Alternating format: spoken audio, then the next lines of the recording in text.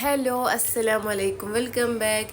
ഞമ്മക്കിന്നില്ലേ മുട്ട കൊണ്ട് നല്ല അടിപൊളിയായിട്ടുള്ള ഒരു ഈവനിങ് സ്നാക്സിൻ്റെ റെസിപ്പി നോക്കിയാലോ.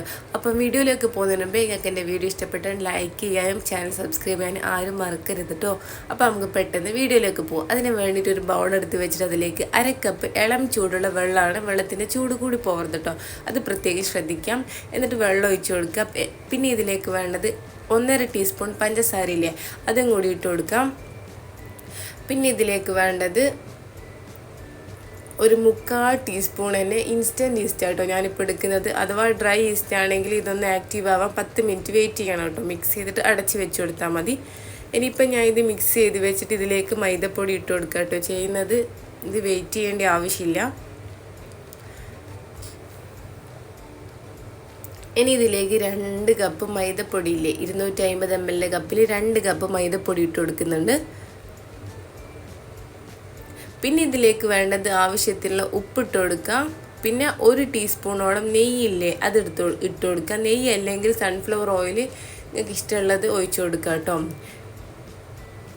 ഇനിയിപ്പോൾ ഈ അരക്കപ്പ് വെള്ളം മതിയായിട്ടില്ലെങ്കിൽ ഒരു 2 ടീസ്പൂണോളം അല്ലെങ്കിൽ 2 ടേബിൾ സ്പൂൺ ഇളം ചൂടുള്ള വെള്ളം തന്നെ എടുത്താൽ മതി കേട്ടോ, പച്ചവെള്ളം ഉപയോഗിക്കരുത്. എന്നിട്ട് ഇത് നല്ലപോലെ കൈവച്ചിട്ട് മിക്സ് ചെയ്തെടുക്കാം കേട്ടോ.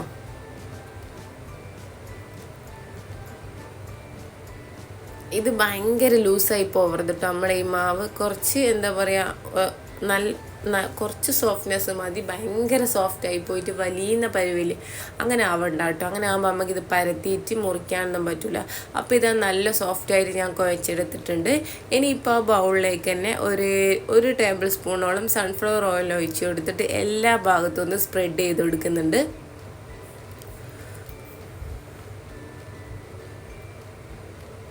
എല്ലാ ഭാഗത്തും സ്പ്രെഡ് ചെയ്ത് കൊടുത്തിട്ടുണ്ട്. ഇനിയിപ്പോൾ ഈ മാവ് ഇതിലേക്ക് വെച്ചിട്ട് ഇത് നമുക്കൊന്ന് എന്താ പറയുക നല്ല പോലെ 1 മണിക്കൂർ റെസ്റ്റ് ചെയ്യാൻ വെക്കാം കേട്ടോ. ആ സമയം കൊണ്ട് നല്ല പോലെ പൊന്തി വരും. തണുപ്പുള്ള സ്ഥലമായതുകൊണ്ട് ഞാനിപ്പോൾ ഓവൻ പ്രീ ഹീറ്റ് ചെയ്തിട്ട് അതിലാട്ടോ വെക്കുന്നത്. അല്ലാത്ത സ്ഥലത്ത് പെട്ടെന്ന് പൊന്തി വരും കേട്ടോ. ഇതേപോലെ ഒരു ക്ലിംഗ് റാപ്പ് വെച്ച് കവർ ചെയ്ത് കൊടുക്കുക, അല്ലെങ്കിൽ ഒരു മൂടിയോ അങ്ങനെ എങ്ങനെയെങ്കിലും ഒന്ന് അടച്ച് വെച്ച് കൊടുക്കണം കേട്ടോ. തുറന്ന് വെക്കാൻ പാടില്ല കേട്ടോ.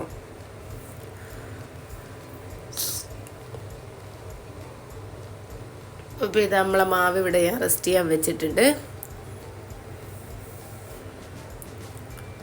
ഇനിയിപ്പോൾ വേണ്ടത് നമുക്ക് ഇതിലേക്കുള്ള ഒരു ഫില്ലിംഗ് ഉണ്ട്, അത് റെഡിയാക്കി എടുക്കാം. അതിന് വേണ്ടിയിട്ട് ഒരു പാത്രം വെച്ച് ചൂടാക്കിയിട്ട് അതിലേക്ക് 2 ടേബിൾ സ്പൂണ് ഓയിൽ ഒഴിച്ച് കൊടുക്കുക. പിന്നെ വേണ്ട ഒരു 4 കുറച്ച് വലിപ്പമുള്ള ഉള്ളി തന്നെ, വലിയ ഉള്ളി തന്നെ കേട്ടോ എടുത്തത്. എന്നിട്ട് ഇതേപോലെ ചെറിയതായിട്ട് കട്ട് ചെയ്തെടുത്തതാട്ടോ. ഞാൻ ചോപ്പറിലിട്ട് ചോപ്പ് ചെയ്തെടുത്തതാണ്. നിങ്ങൾക്ക് ചെറുതായിട്ട് കട്ട് ചെയ്യുന്നുണ്ടെങ്കിൽ അങ്ങനെ ചെയ്യാം കേട്ടോ. എന്നിട്ട് ഇതൊന്ന് ഉള്ളി ഒന്ന് കളർ മാറി വന്നാൽ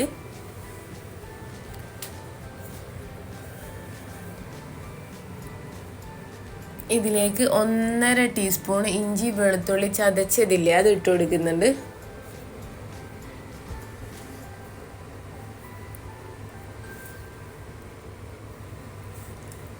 എന്നിട്ട് ഇത് നല്ല പോലെ ഒന്ന് മിക്സ് ചെയ്ത് കൊടുക്കാം. ഇനി ഇതിലേക്ക് 2 പച്ചമുളകും കുറച്ച് കറിവേപ്പിലയും കട്ട് ചെയ്തിട്ട് ഇട്ട് കൊടുക്കുന്നുണ്ട്. ഞാൻ 2 പച്ചമുളക് ഇട്ട് കൊടുത്തത്. എരിവിന് ആവശ്യത്തിന് നിങ്ങൾക്ക് എടുക്കാം. ഇതിൽ എന്തായാലും കുരുമുളക് പൊടിയും മുളക് പൊടിയൊക്കെ ഇടും, അതുകൊണ്ട് ഭയങ്കര എരിവ് ഞാൻ ആക്കുന്നില്ല. ഇനിയിപ്പോൾ ഇതിലേക്ക് ഒരു 1/2 ടീസ്പൂൺ മല്ലിപ്പൊടിയും 1 ടീസ്പൂണ് മീറ്റ് മസാല പൊടിയില്ലേ, അതും 1/2 ടീസ്പൂൺ പെരിഞ്ചീരകത്തിൻ്റെ പൊടിയും 1 ടീസ്പൂണ് മുളക് പൊടിയും 1/2 ടീസ്പൂൺ കുരുമുളക് പൊടിയും 1/4 ടീസ്പൂൺ മഞ്ഞൾപ്പൊടിയാണ്. ഇനി ഇതൊക്കെ ഈ പൊടികളെല്ലാം ഇട്ട് കൊടുത്ത് നല്ലോണം മിക്സ് ചെയ്തിട്ട് ആ പൊടികളുടെ പച്ചമണം മാറുന്നവരെ നല്ലോണം ഒന്ന് വഴറ്റി കൊടുക്കുക കേട്ടോ.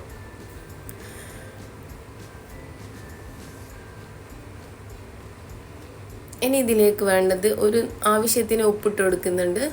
ഈ സമയം വരെ ഉപ്പിട്ടിട്ടില്ലേന് ഉപ്പും കൂടി ഇട്ട് കൊടുക്കാം. ഉപ്പിട്ട് കൊടുത്തിട്ട് വീണ്ടും നല്ല പോലെ ഒന്നും കൂടി മിക്സ് ചെയ്ത് കൊടുക്കുന്നുണ്ട്. എന്നിട്ട് കുറച്ച് മല്ലി ഇലയില്ലേ, അതും കൂടി കട്ട് ചെയ്തിട്ട് ഇട്ട് കൊടുക്കുക. എന്നിട്ട് നല്ല പോലെ വീണ്ടും ഒന്ന് മിക്സ് ചെയ്ത് കൊടുക്കാം.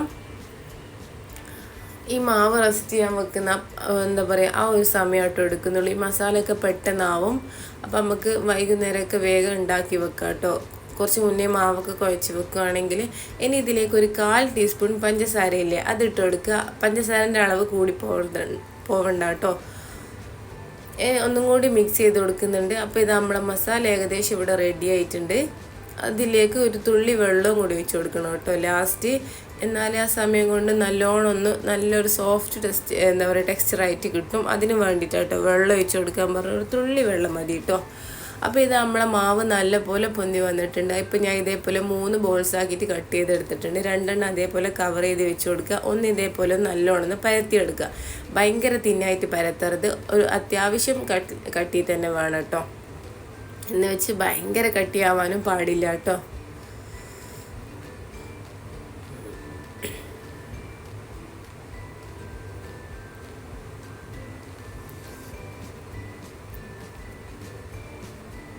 എന്നിട്ട് ഇതേപോലെ ഒന്ന് കട്ട് ചെയ്ത് കൊടുക്കുക. ഇനിയിപ്പോൾ ഇത് 4 എണ്ണമായിട്ട് കിട്ടുമല്ലോ. അങ്ങനെ ടോട്ടൽ ഞാൻ 12 എണ്ണ കേട്ടോ ചെയ്തെടുത്തത്. ഇനി ഇതൊരു ഫോർക്ക് വെച്ചിട്ടൊന്ന് കുത്തി കൊടുക്കുന്നുണ്ട്. ഇത് നമ്മൾ ഈസ്റ്റ് ഇട്ടുകൊണ്ട് തന്നെ വല്ലാണ്ട് പൊന്തി വരും. അത് അങ്ങനെ പൊന്തി വരാണ്ട് കണ്ടിട്ടായിട്ട് ഇങ്ങനെ കുത്തി കൊടുക്കുന്നത്. എന്നിട്ട് ഇതിലേക്ക് എല്ലാ ഇതുമലും ടൊമാറ്റോ സോസ് ഇല്ലേ അതൊന്ന് സ്പ്രെഡ് ചെയ്ത് കൊടുക്കുന്നുണ്ട്.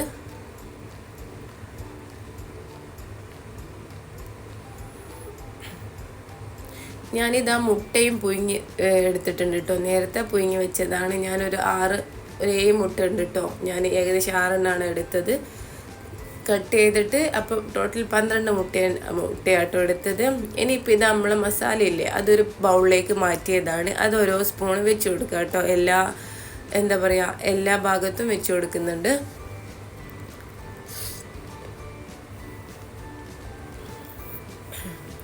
എന്നിട്ട് ഇതിൻ്റെ മേലെ നമ്മൾ പുഴുങ്ങിയിട്ട് കട്ട് ചെയ്ത് വെച്ച മുട്ടയില്ലേ അതും കൂടി വെച്ച് കൊടുക്കാം.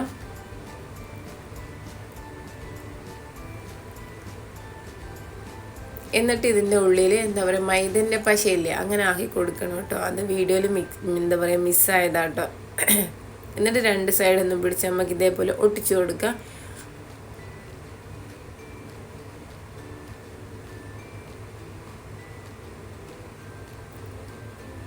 മൈദയും കുറച്ച് വെള്ളത്തിലൊന്ന് മിക്സ് ചെയ്തെടുത്തതാട്ടോ. അപ്പോൾ അത് നല്ലപോലെ ഒട്ടി നിന്നോളും.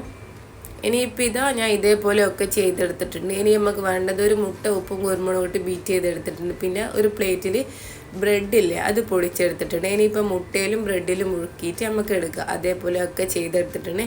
ഇനി ലോ ഫ്ലെയിമിൽ വെച്ച് ചൂടായ ഓയിലാട്ടോ. തീ കൂട്ടിയിട്ട് ചൂടാക്കി എടുക്കരുത്. ആ ലോ ഫ്ലെയിമിൽ വെച്ച് ചൂടായാൽ മതി കേട്ടോ. എന്നിട്ട് നമുക്ക് ഓരോന്നോരോന്നായി ഫ്രൈ ചെയ്തെടുക്കാം. ഞാനിപ്പോൾ ആദ്യം 4 എണ്ണ ഇട്ട് കൊടുത്തത്. കുറച്ച് സമയം ഒരു സൈഡ് വെച്ചാൽ പിന്നെ നമുക്ക് മെല്ലെ ഒന്ന് തിരിച്ചിട്ട് കൊടുക്കാം കേട്ടോ. ഇതിൻ്റെ ഉള്ളിൽ കുക്കായി വരണം, പ്രത്യേകം ശ്രദ്ധിക്കണം. തീ കൂടി പോകരുത് കേട്ടോ.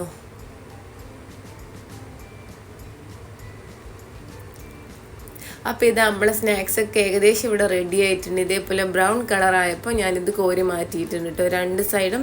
അപ്പോൾ ഇതാ വൈകുന്നേരം ചായക്കൊക്കെ പറ്റിയിട്ട് നല്ല അടിപൊളിയായിട്ടുള്ള മുട്ട വെച്ചിട്ടുള്ള നല്ല കിടിലൻ സ്നാക്സ് ആട്ടോ.